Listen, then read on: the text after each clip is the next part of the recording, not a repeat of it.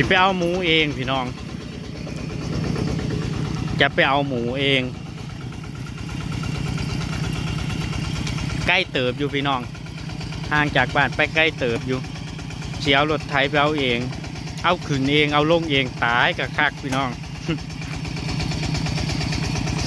สั่งเขาไว้แต่ถ้าผมไปเอากระเทศยังไงสิพิษ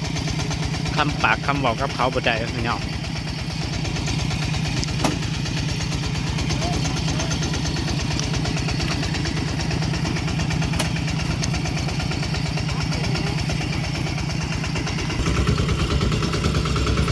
ตัวสิหอดพี่น้องตัวสิไปหอด อีกชั่วโมงหนึ่ง บักใกล้ๆมันเติบ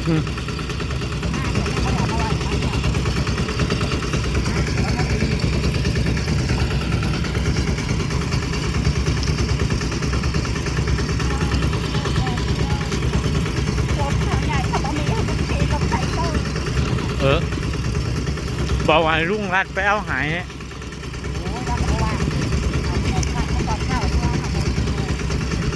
ละมากเนี่ยมือเก่าว่าบอกให้เอาไปเอา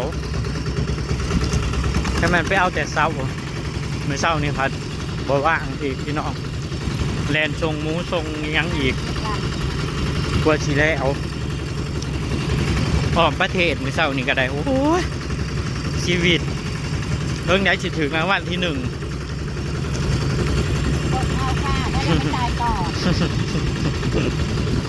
ตอนไหนจะถูกรางวัลที่ 1หน้ามีเชียวร้อนตัดเขาแล้วพี่น้องเท่ากับมืออื่นเท่ากับตัดพี่น้องมืออื่นถ้าสิตัดเขาก็แล้วพี่น้องช่องให้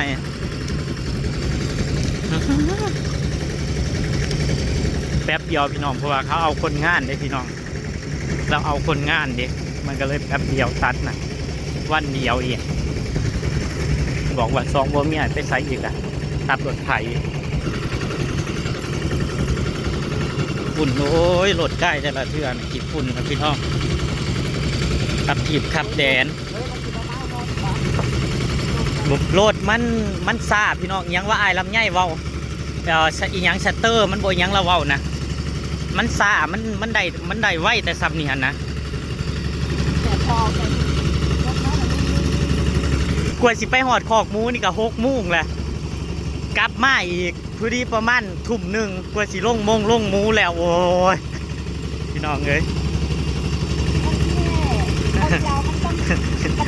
คนดูเนาะ เพื่อกลัวสิรวยพี่น้องเบิ่งเอาคนเฮาโคตรเอาจะหน่อยกันรวยละจะหน่อยกับมีรถใหญ่คือเขาเลยเนาะพี่น้องเนาะก่อนหน้านี้ก็ว่าสิได้แล้วมีแต่คนมาตัวมาหลอก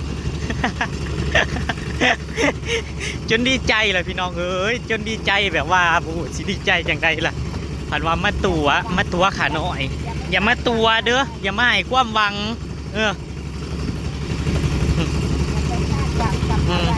เนาะถ้าโบแมนเงินในกระเป๋าเฮาอย่าไปขาดหวังหยังคือเขาเว้านั่นแหละอะโบมีหยังสิได้มาฟรีๆดอกบุญวาสนาเฮามันบ่ได้ขนาดนั้นคือเขาหาเอง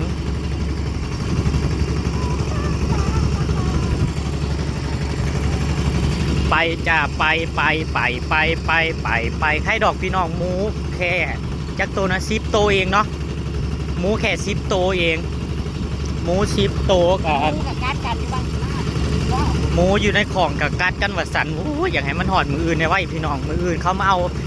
แต่เศร้าก็คือซีดีพี่น้องอย่างไงเขามาเอาไว้นะพี่น้อง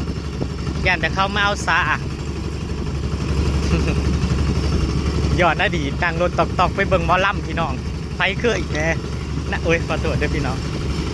นั่งรถอีตอกนั่งรถอีแตนนั่งรถไทยไปเบิ่งหมอลำเหมือนนะพี่น้องแล้วก็เสียเงินได้พี่น้องคนละ5,000แต่ก่อนนั้นสมัยก่อนนั้นไปเบิ่งหมอลำบ้านนู่นบ้านนี้ไปคน โอ้ยคักปัญญัง นั่นคือห้องแท้หอดแล้วเอากระสิเอานี่ล่องพี่น้องเอาเครื่องล่อง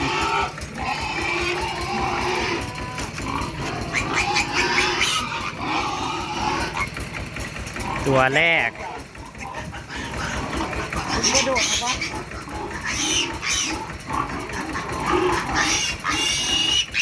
ก็เลยเขาหยันมันโดดนี่ ไม่เท่กับพลานนะก็แม่มาขัง เอาไม่เขาก็เอาไม่ก็2 ตัว 3 ตัวละมีแต่ตัวงามพี่น้องมีแต่ตัวงามแม่เดียวพี่น้องเสมอกัน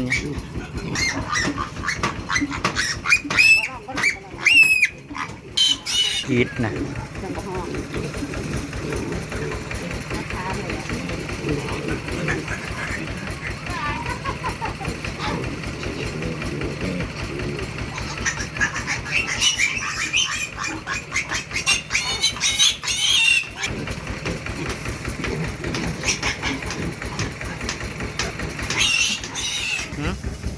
ร้องกันทำไม10 ตัวพี่น้อง10 ตัว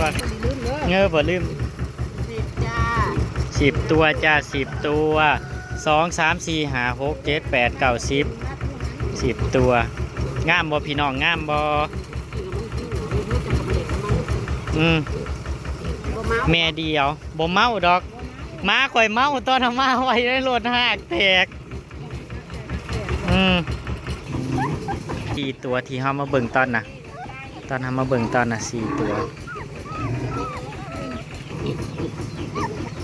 ตัวละ1,700พี่น้อง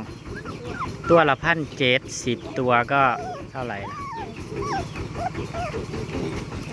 อันที่จริงก็ยังแพงอยู่แล้วพี่น้องเพราะว่าช่วงนี้หมูน้อยก็ลงราคาเฮาก็ยังซื้อแพงอยู่แต่กะเฮาเอาราคาแรกๆกับเพิ่นก็1,700นะพี่น้องเนาะ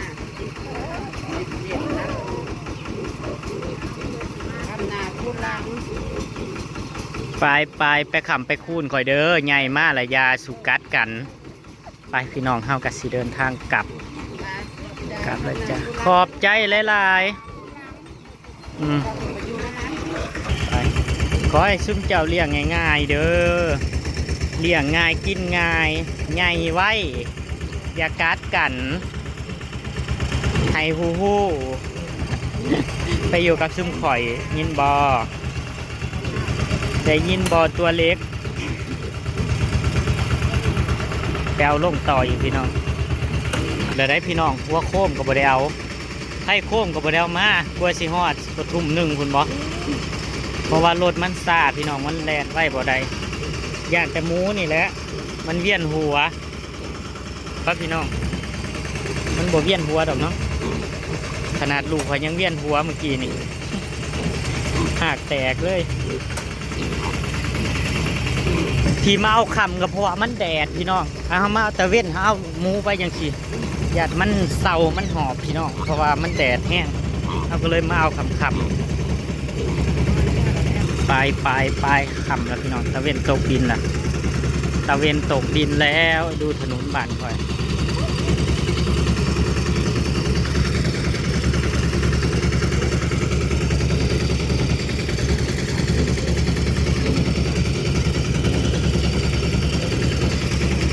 ส่งก็คือสิหูอยู่ได้หูแห้งเพราะว่าเจ้าของเขากับเขาเล่นน้ำตลอดนะพี่น้องเจ้าของเขาเล่นน้ำตลอดจับบ้ายตลอดพี่น้องหูเราตะเวนตกดินแล้ว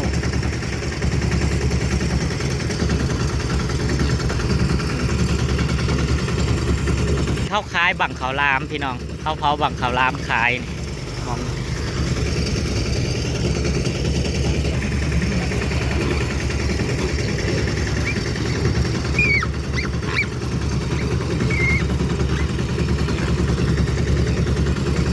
งามบ่พี่น้องสวยหรือเปล่าบรรยากาศดีพี่น้องคำมาก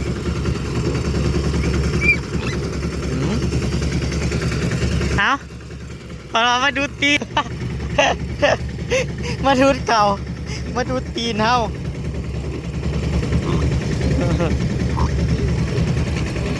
แต่ละหน้าแต่ละธงก็แล้วเบิดละพี่น้องเขาแล้วกันเบิดแล้ว อันนี้เขาบ่เอาตีเฟืองเขาแล้วกันเบิดละพี่น้อง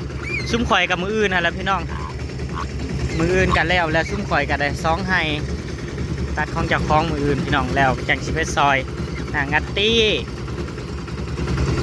เพราะว่าสิมีโครงการโรงพยาบาลอยู่พี่น้องจะไปนอนกับแม่สักอาทิตย์หนึ่งพี่น้องเอ้ยเนาะครับ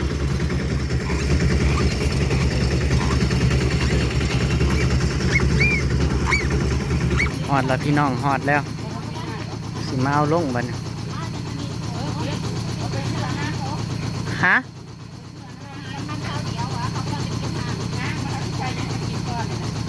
เอาก็ห้ามมาโลดแหละเอากระซ้ำมากก็ได้เนี่ย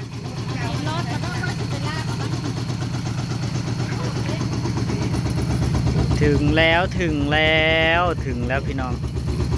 นะไปซื้อนะว่าอาหารมาก่อนพี่น้อง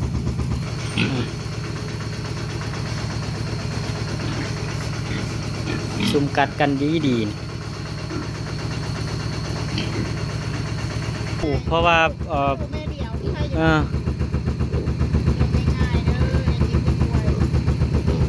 เล่าเข่าเล่นน้ำตลอดแล้วตอนจักหน่อยจังลงจักหน่อยจังลงแป๊บหนึ่งจะเอาลงอยู่เพื่อนอยากลงพี่น้องอยากลงจากรถใส่ห้างหน่อยก่อนพี่น้องมืออื่นจังใหญ่ห้างต้นน้ำมาใส่พี่น้อง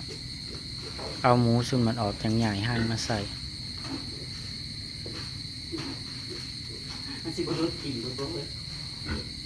กระสร้างมันและใส่ไว้เล่นร้ายโหลด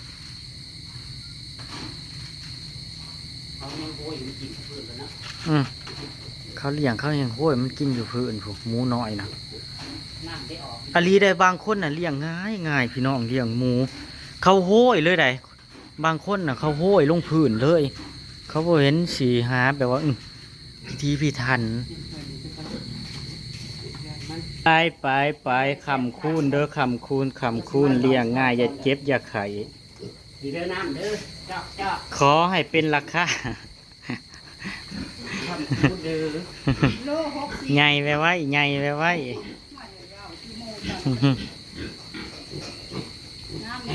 กินง่ายเลี้ยงง่ายใหญ่ไวๆโตเร็วงามอยู่มีแต่ตัวงามอยู่เสมอกันเลยแล้วตอนเหรอวะอ๋อแต่ว่าวัคซีนถ้าต้องฉีดเองคุณละมันใหญ่คุณเนาะใหญ่มันต้องเขาฉีดวัคซีนจากเดือนเขาฉีด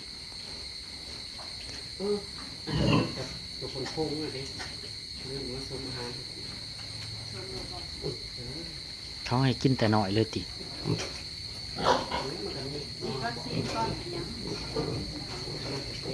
ถามครับถา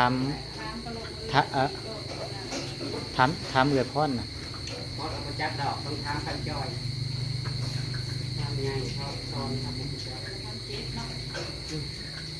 ถือว่ากันยังแพงอยู่เลยส่วงนี้หมูมันแค่พันหาเอง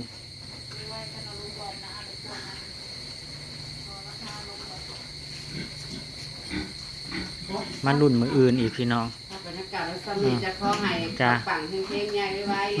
ขอให้คำคูณคือทีไปเอาลำบากกับมือจนเจ็บเบิดแอวเจ็บเบิดขาไปพี่น้องติดตามมืออื่นนะพี่น้องสวัสดีครับผม